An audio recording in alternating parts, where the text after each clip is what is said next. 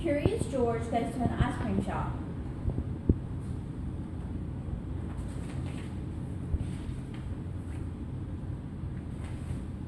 George and his friend were cleaning the house.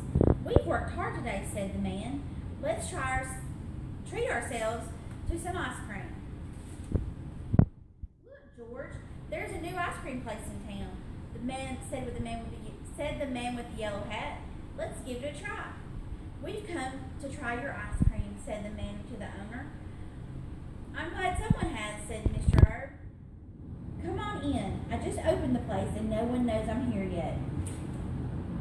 "Well, I'll have a strawberry cone," said the man with the yellow hat.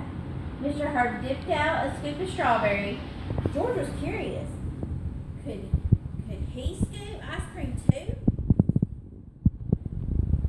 "I have some errands to do, George," said the man. "Stay here until I come back.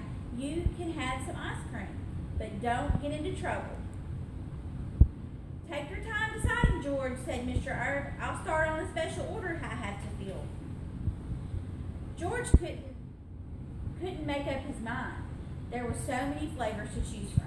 Mr. Herb was busy filling a bowl with ice cream. "This is my first big order. It's for a party and it has to be just right." Just then the phone rang. "It might be another order," said Mr. Herb, and went to answer it. The next thing you know, George had climbed up onto the counter and picked up the scoop. He dipped into the banana ice cream and put it in the bowl. Then he dug into the strawberry, the nutty walnut, the raspberry, and the chocolate. Soon there was a mountain of ice cream in the bowl. George was about to put vanilla on top of the peppermint when...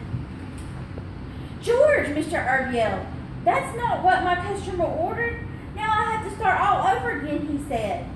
"Get away from here." Mr. Herb was angry. George was scared. He ran over to the other counter in front of the window. There were jars of cherries, nuts, coconut, whipped cream, and all kinds of sauces. There was even a big bowl of bananas. George put some bananas in a dish, then he added raspberries, chocolate chips, and whipped cream. George was getting hungry. Suddenly, there was a tapping on the window. George turned around. Outside, there was a big crowd watching.